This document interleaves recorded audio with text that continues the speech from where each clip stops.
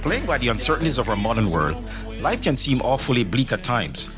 In our search for purpose, meaning, and certainty, most of us would love to have an inkling of what lies ahead, to have even a glimpse of tomorrow today. In our podcast, Knowing Tomorrow Today, we share from the Bible a wonderful blueprint of hope, which reveals that God wants us to live an abundant life and that He has an amazing future planned for us.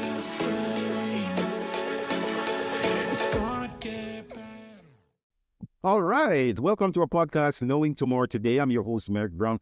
Thank you always for joining me on this journey of hope. I always want to encourage you to like, to subscribe, and to share these messages of hope wherever you listen, with your family, with your friends, with your co-workers, and just all who you meet along life's journey. Hey, listen, I was reading this amazing book. It's called A Song for the Sanctuary. It was written by Richard M. Davidson. And in his book, Davidson asks this really important question, right? Are you ready for the question? So here goes. He asks this question. If you only had one request to make of God, one thing that you could ask God, right? Only one goal that you would want to seek after in your entire life that you want to ask God for, now what would that thing be?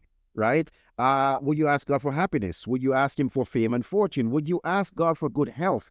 Right? Would you ask Him to give you peace, holiness, or salvation? Right? What would that one thing be that you would ask of God? Now, I want you to listen to the one thing that King David, now this is King David in the Bible, of course, the one thing that King David desired the most from God, the one thing that this king above everything else wanted God to grant him in his life, right? Now, we find what King David's request there in Psalm 27, verse 4. It's in Psalm 27, verse 4. And listen to what David says there in Psalm 27, verse 4. He says, the one thing I ask from the Lord, this only do I seek, right? This is David's one thing, that I may dwell in the house of the Lord all the days of my life, to gaze on the beauty of the Lord and to seek Him in His temple, right? Let me read it again. He says, the one thing I ask from the Lord, this only one thing does He say that He's asking, right? That I may dwell in the house of the Lord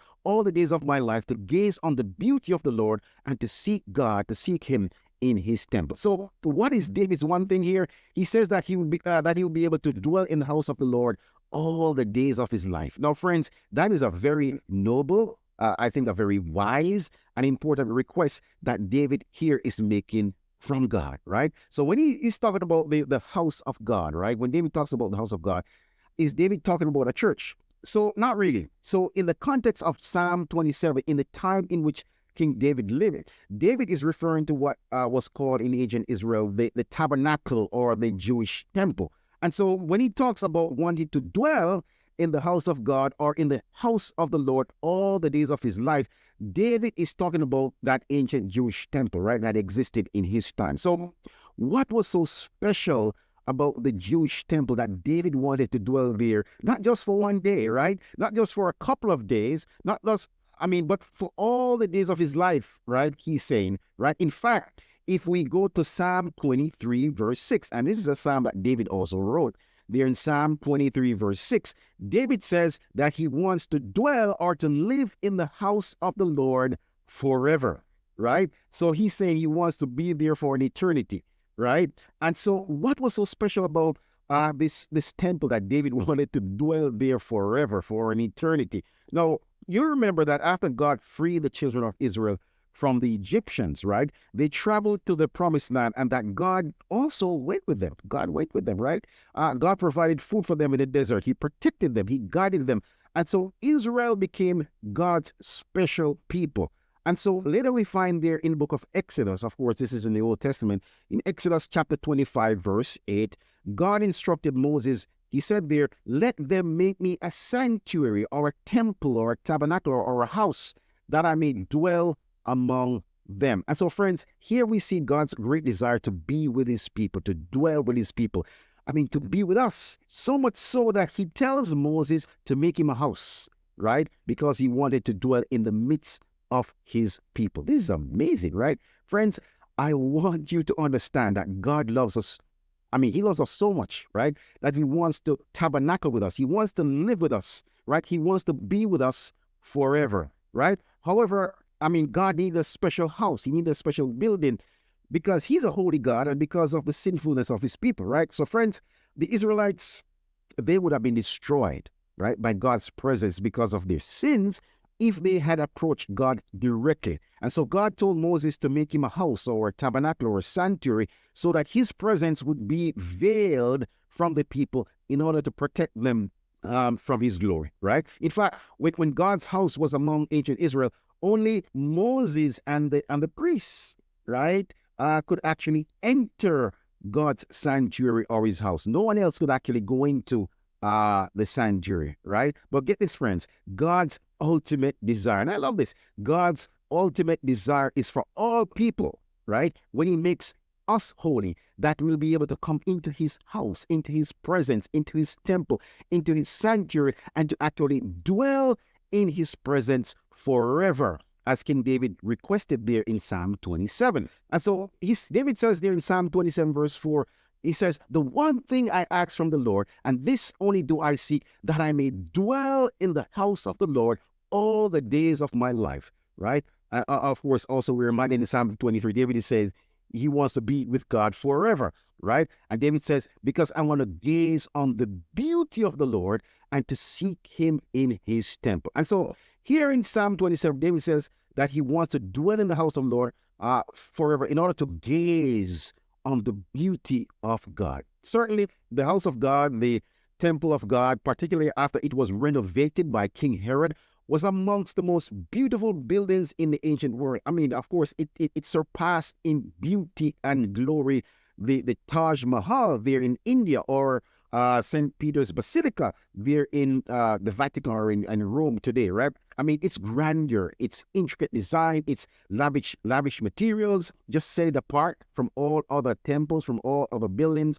It was located in Jerusalem, of course. It featured expansive courtyards, towering walls of precisely cut stones, a gold-adorned facade that was visible from really great distances, right? So it was a really beautiful building. And of course, the Holy of Holies of the temple was an awe-inspiring space where the presence of God actually resided, friends, right? Friends, the Jewish temple was simply one of the great wonders of the ancient world. And so, yes, when King David says that he wanted to dwell in the house of the Lord in order to gaze on the beauty of God, he may have been talking about the aesthetic beauty of the temple, of the building itself, right?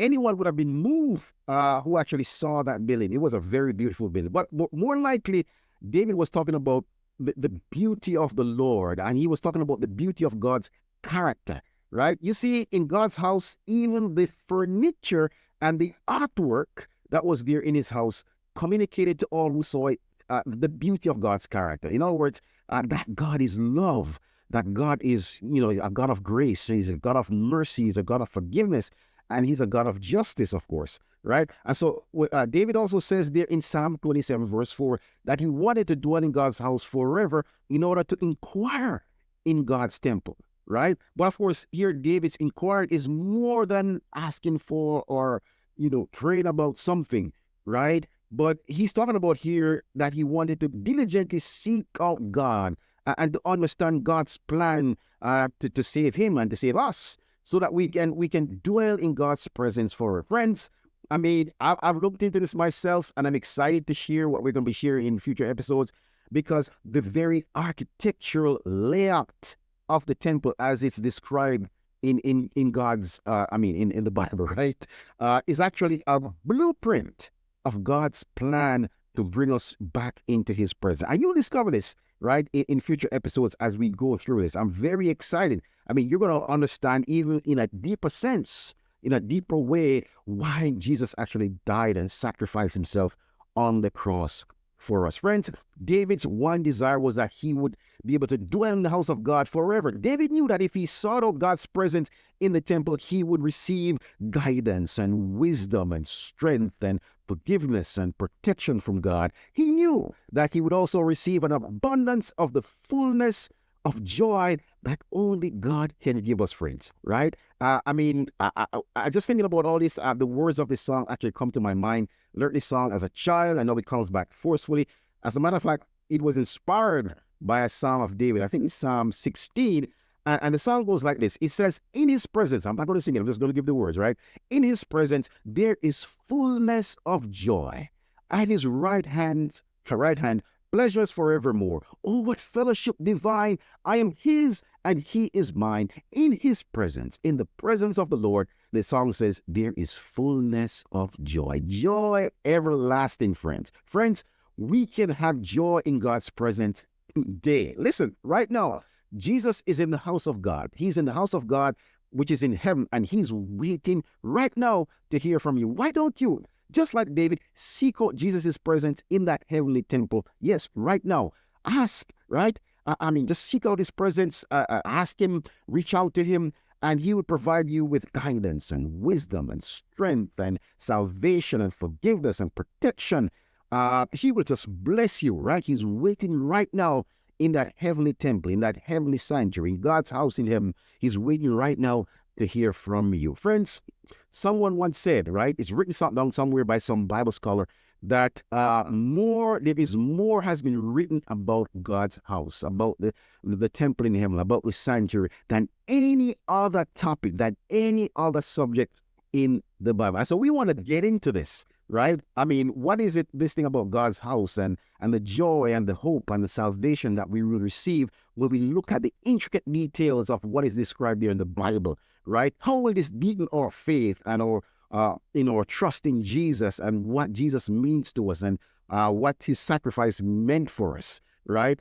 We want to go a bit deeper in order to understand what the Bible really says about God's house, about God's sanctuary, and what it communicates about our salvation and our future destiny. You know, friends, Jesus, who is the high priest over God's house in heaven right now, he also tells us in the book of Jeremiah, in Jeremiah chapter 29, verse 11 to 14, he says there in Jeremiah chapter 29, verse 11 to 14, he says, listen, I know what I've planned for you. I've plans to prosper you, not to harm you, he says. I've plans to give you a future filled with hope. He says, when you call out to me and come to me in prayer, I will hear your prayers. If you seek me with all of your heart and soul, he says, I will make myself available to you. That's just amazing, right? So friends, as we part, I just want to encourage you to remember to like and to subscribe. If you're listening on Spotify or Apple Podcasts or wherever you listen, subscribe so that when we update or when a future episode comes out, you'll know and you'll be able to be one of the first in line to hear this, right?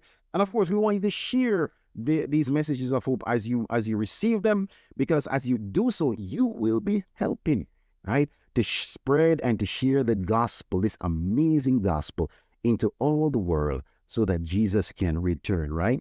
And so God bless you. And listen, I also want to email you, not email you. Actually, I'm saying I actually have an email address. I have an email address. My email address is knowingtomorrowtoday@gmail.com. It's knowingtomorrowtoday@gmail.com. If you have additional questions, if you have prayer requests or questions about this topic, you just reach out to me. When you do, I'm going to actually send you a free copy of the book that inspired this podcast. It's called Knowing Tomorrow Today, Glimpses of the Future That Will Change Your Life. You'll receive a free electronic copy of this book when you reach out to me. Listen, may God continue to bless you. I'm Merrick Brown. Until next time, you stay blessed and you stay well. Never stay the same. It's gonna get better.